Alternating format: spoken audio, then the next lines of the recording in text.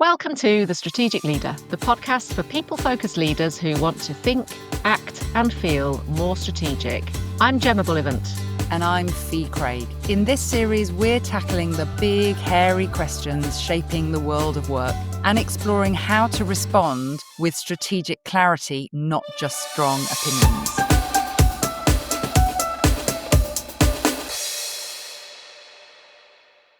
Hi, everyone, and welcome back to The Strategic Leader. I'm Gemma Bullivant. And I'm Fee Craig. And today we are tackling another big, hairy strategic question. What are the core skills that we're going to need in our workforce in 5 years' time, 2030? 2030 to me, Fee, sounds like a million years away. And of course, Yes. it is only 5 years away. It is only 5 years away. And you've rather sort of spun me out just this very day by telling me that Frankie Goes to Hollywood's Welcome to the Pleasure Dome was released 40 years ago. So yeah, I'm totally spun out on timings anyway. But yeah, 2030, which feels like the future in capital letters, is 5 years away. Yeah. But we have talked on previous episodes about AI. Just lifted the lid very, very quickly and then possibly put the lid back down again. Don't know. So what we're going to do is use a really good piece of research that we've come across and start to really understand the skills that we could expect to see in 2030 that we therefore need to be thinking about now. Fee, do you want to introduce this piece of research? I will. It's published by the World Economic Forum. It's their Future of Jobs Report 2025. They do publish one of these every year, so you may have come across it before. It's a fairly hefty PDF download of well over 70 or 80 pages, but there are lots and lots of summaries and lots of executive summaries in it. And actually, we think it's fascinating from many, many perspectives. They've interviewed 1,000 leading global employers, which they say represents maybe more than 14 million workers across 22 industry clusters and 55 economies around the world. So this is truly global. So of those 1,000 leading employers, there are a lot of those, contributing to this survey are going to be strategic HR leaders. So you may come at this going, right, this is my job to understand this, to push the agenda on this. It may be that you're looking at this through the lens of, okay, well, I'm in HR. What kind of approach to training and development are we going to need in the future? It might be, what are the skills that we're going to be recruiting for in the future? It might be, as a team leader, how do I want to think about training and equipping my team over the next few years? And as an individual, if you're just listening to this as an individual, you might be thinking, okay, I've got maybe 10, 20, 30 years of career ahead of me. What do I need to be thinking about in terms of upskilling or the next kind of jobs I might be looking for? Or how do I keep relevant in the workplace? If I'm perhaps in the second half of my career, how do I keep my skills up to date? Or what should I be thinking about? So I think this is a brilliant piece of data, whichever kind of angle you're coming at it from. There is technological change. We talk so much about the impact of AI, and in many, many cases, we just don't know yet. So this is a piece of research that gives us just a little bit of certainty. It cites geoeconomic fragmentation, economic uncertainty, demographic shifts, and the green transition, which are some of the major drivers that are going to shape and transform the global labour market. So what do we need as individuals or individual practitioners? What do we need to take from it? We're not going to delve into the whole report. That's that's the work of hours and hours. But there's one particular chart in there that we really like, don't we, Gem? It just is a brilliant snapshot of what is valued and considered a core skill now and what is going to be increasingly valued and seen as a core skill heading into the future and not that far into the future, as we've just said. So, Gem, do you want to walk us through this particular graph, which is in this Future of Jobs report? And obviously we will put the link to all of this in the show notes so you can go and investigate it yourself. Yes. Well, regular listeners will probably not be surprised that we were magnetically pulled towards a 2x2 matrix, which is what this diagram is.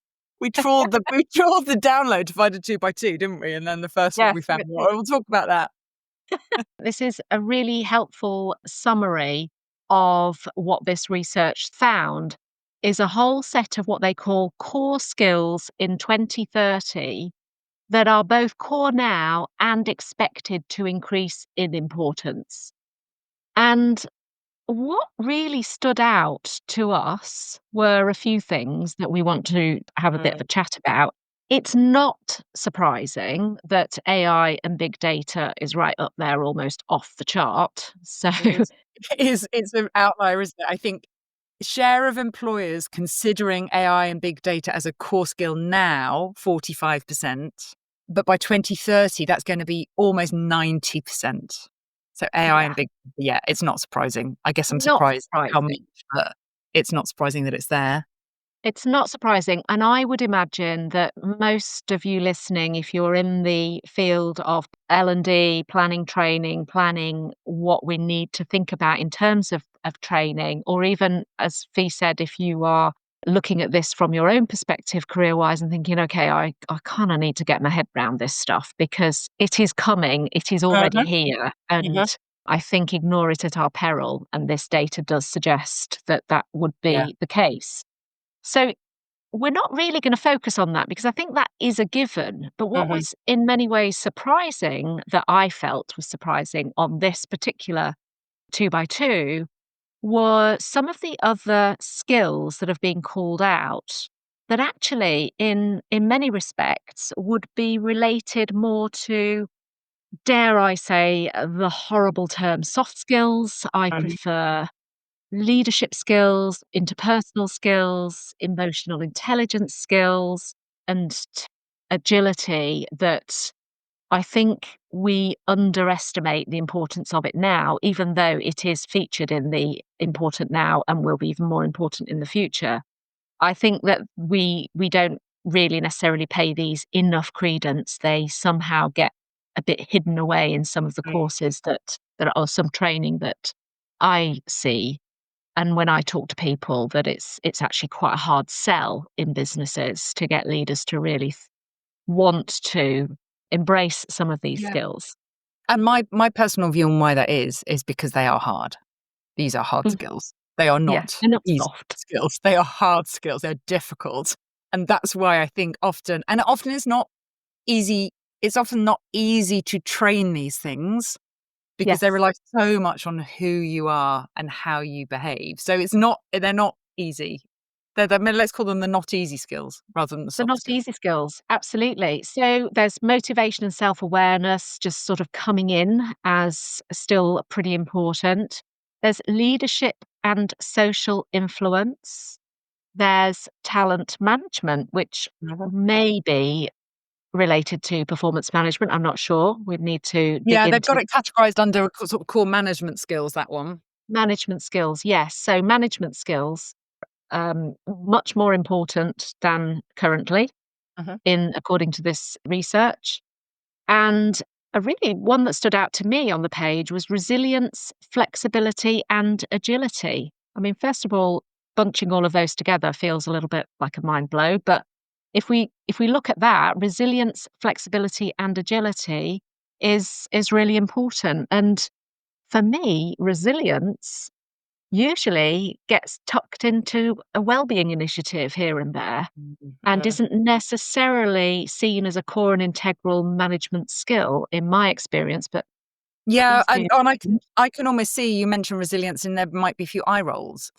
But I Yeah. think, yeah, it's if you look at those, they call them self-efficacy. I mean, they group them together under self-efficacy, which is kind of being able to manage yourself. Mm. It's a really interesting concept, really, in terms of some of the skills that are most critical to the future, going to be most critical. And let's not forget that this corner we're talking about is far more important than things like customer service, resource management, programming, manual dexterity. Some of these things that you think are the other kind of hard skills don't feature up in this top quadrant. So it's fascinating. Mm. But I think if you look at resilience, flexibility, and agility, I think that's a mental thing. And it's also because you've got things like curiosity and lifelong learning. So that idea of kind of mental agility and exercising your brain and stretching and challenging your brain and your thinking. There's another group in there which is called cognitive skills. And so we've got creative thinking, analytical thinking, and systems thinking. It's the ability to use our brains in Mm, different specific ways. So, in a way, I think that's where that flexibility and that agility comes from. And I think when we are being flexible and agile and kind of innovative and trying things and creative, things are going to fail, aren't they? So mm. I'm thinking that resilience has to come along with there's going to be lots of things that fail. We have to experiment, we have to try. And a lot of that stuff isn't going to work. So I think the resilience around accepting the fact that we're going to fail at quite a lot of this stuff, or it's not going to be right, or we need to try it, or we need to iterate as a kind of mental discipline to say it's not, you know, it's not a failure if we get it wrong. It's not the end of the world if my hypothesis is not correct. Is is it really straddles that kind of emotional well-being and that kind of mental agility in my mind. Absolutely. Yeah. I think that the whole question of resilience for me is enormous. But what you've just said there in terms of having a mindset that is open to seeing failure or mistakes as a learning opportunity, experimenting is part and parcel of growth, Yeah. and really believing that. I mean, we read it, don't we? But actually believing that to be the case, feeling that in the moment, that's another matter entirely. We can read something that says, "Oh, every mistake is a learning opportunity, blah, blah, blah." But Yeah, it's me actually feel that. it's hard to feel that way sometimes, isn't it? It's hard to genuinely have that kind of mindset and that kind of resilience to fall over and get back up again. But if we go back to the front page of this report, of this piece of research, they talk technological change, that's change, geoeconomic fragmentation, that's change, economic uncertainty, that's uncertainty, demographic shifts, that's change, green transition, that's change. So all of those major macro trends that they're listing there are change and uncertainty. There is nothing in that list that's not change and uncertainty.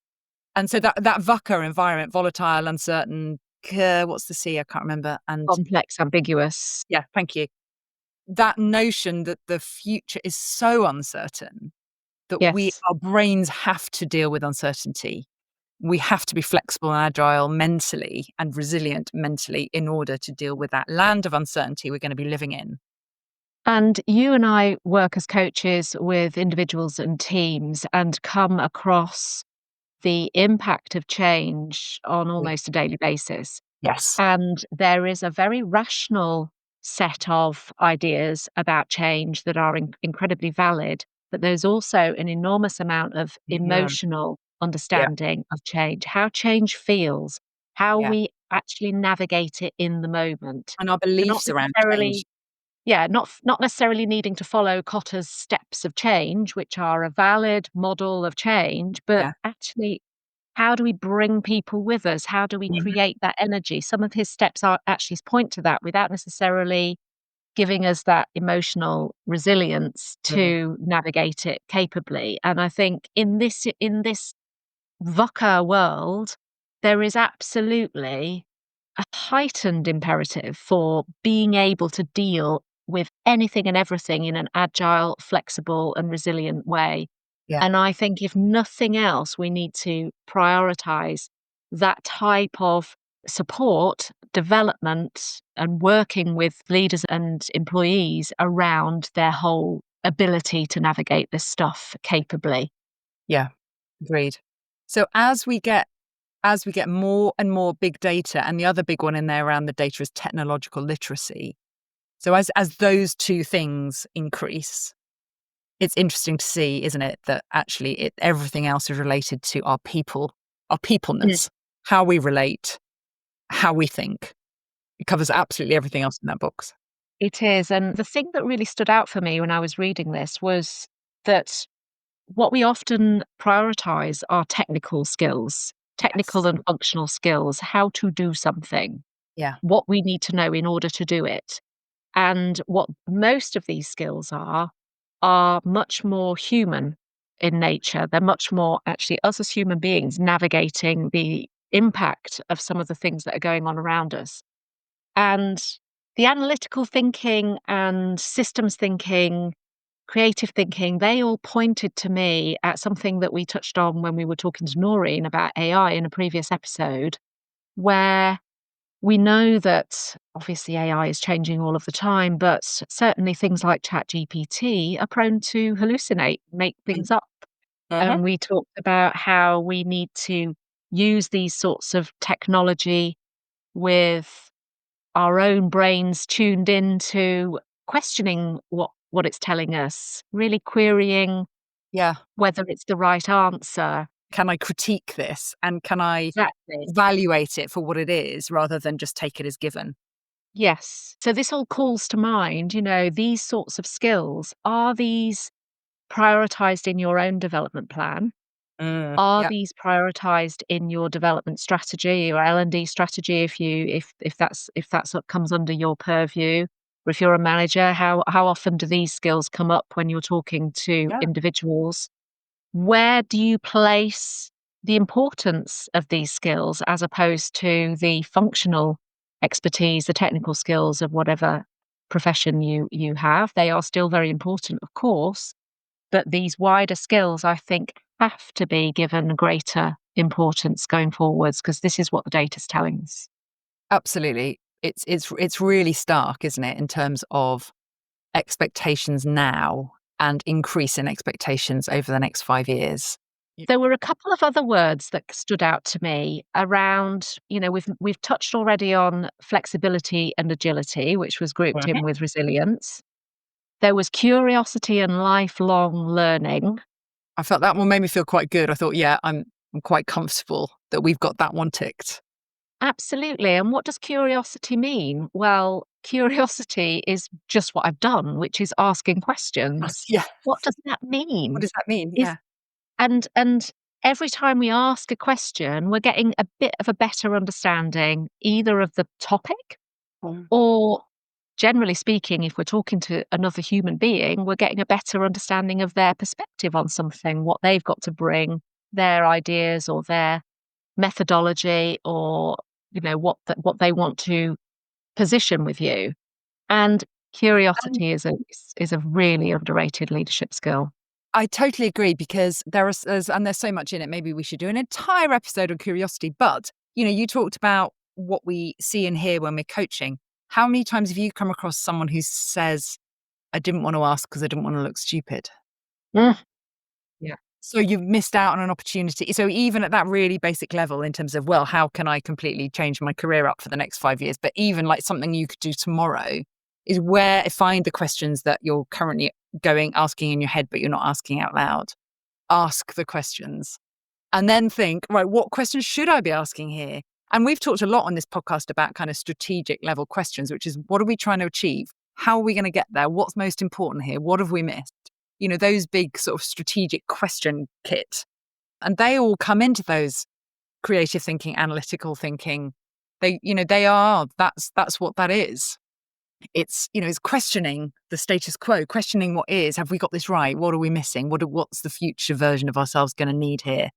Yeah, and that's all speaking to me around the idea of joining the dots. And Mm. I talked quite a lot to my clients, and we've mentioned it on this podcast before, this importance of joining the dots when it comes to thinking strategically, which is making connections between things. Understanding that if we have a breadth of view rather than the depth in our own functional area, but we're taking a more horizon view than a staring at our feet view, we're more likely to then be making some connections, which maybe points to this systems thinking idea in this research, but certainly is a core Mhm. strategic skill, joining the dots. And taking insights and information and ideas from a diverse range of areas, disciplines, pulling in those differing perspectives. Was reading recently about this idea of the Renaissance mindset. Have you come across that? Well, I have heard that expression, Jem, but I've got to admit, I don't really know what it relates to. I know what the Renaissance is. In a nutshell, the Renaissance mindset is a somewhat of an emerging idea that builds on the ideas of fixed and growth mindset, but it's not Mhm. to do with Carol Dweck and her work, which is very much around that fixed and growth mindset. But if you think about where the growth mindset sits, which is all about being able to see mistakes as a learning opportunity, being Yeah. able to lean into a bit of discomfort in order to grow, Yeah. being prepared to feel uncomfortable and go into that stretch zone and see how you may not know how to do something now, but with a bit of effort and with practice, you might be able to do it in the future. That's all the growth mindset stuff. And Mhm. the Renaissance mindset stuff almost takes that to the next level. It's like 2.0, which is not only be okay with it, but expect it, Mhm. Mhm. seek that opportunity to diversify. I think the Renaissance name comes from the idea that I think, Da Vinci was a scientist as well as an artist. Yeah. Yeah. And we've got modern day And then examples yeah, of you'd have astronomers who and painters and, everybody crossed over, didn't they, in the Renaissance? yeah, yeah. And so I think that's where the names come from. I haven't yet really figured out if there's a source that to attribute to this idea of Renaissance mindset, and we can probably do another episode at some point.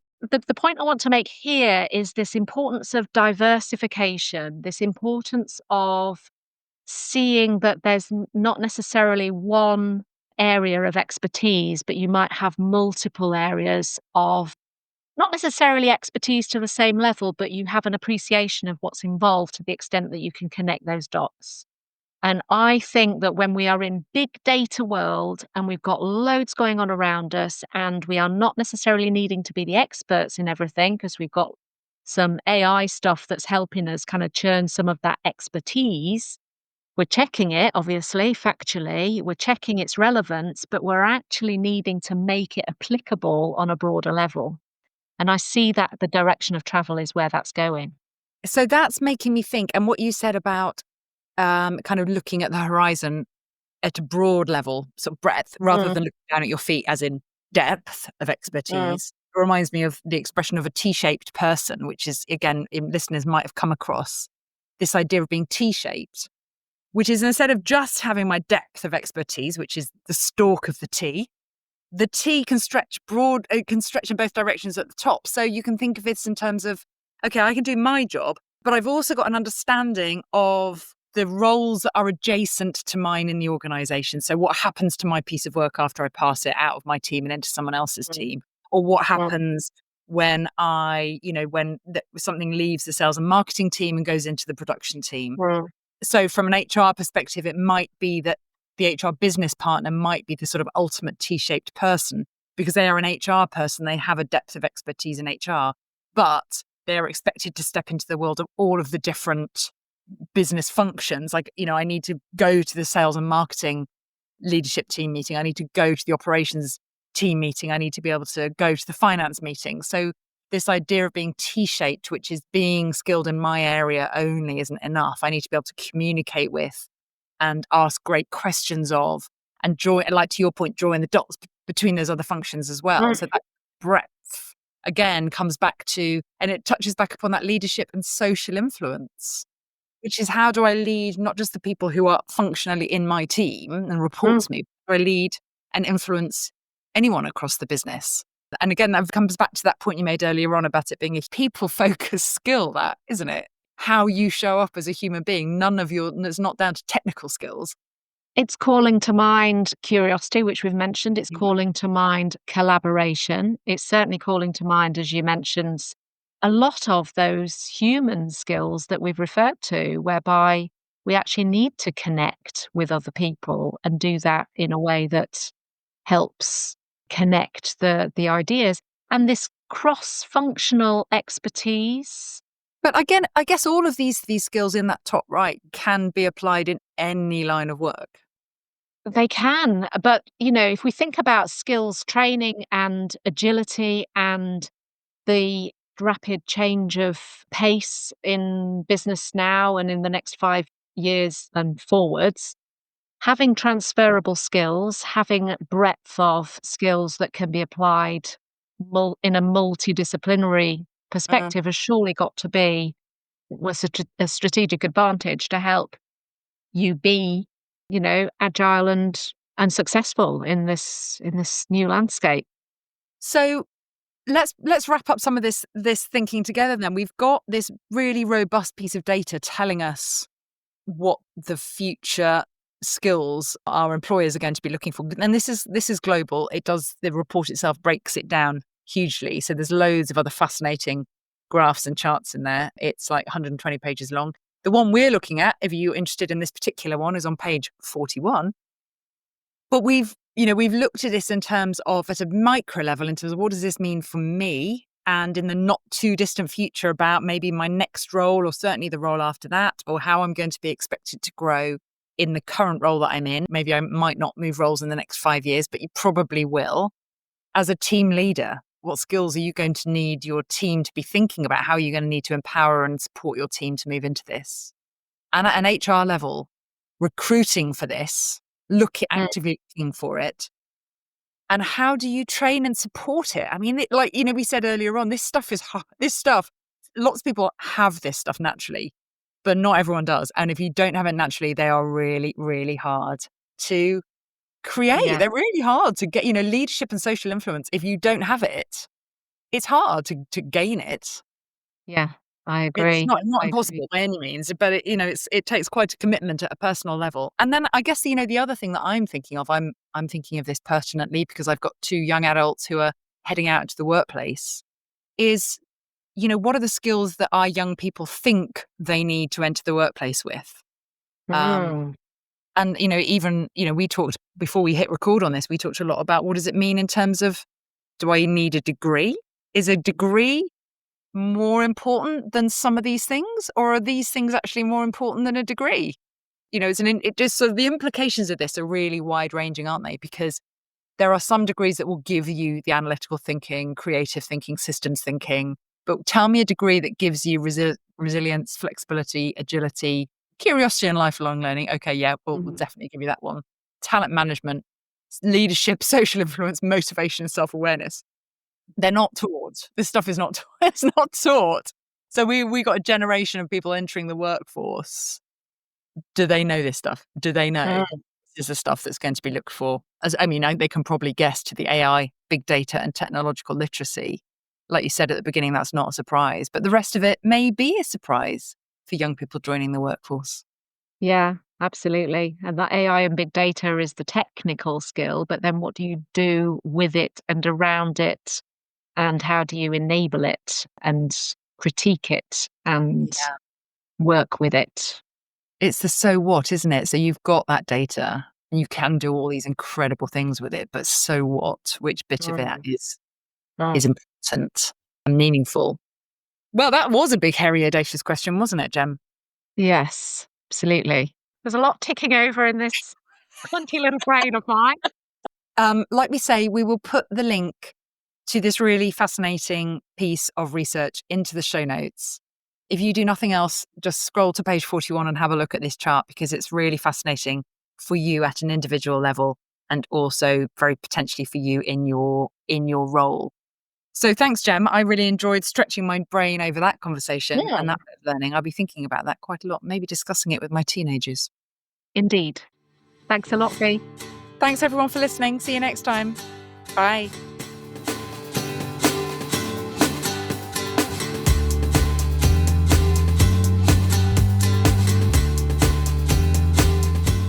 Thanks for listening to this episode of The Strategic Leader. We'd love it if you could subscribe, or maybe share with a colleague, or just leave us a quick review.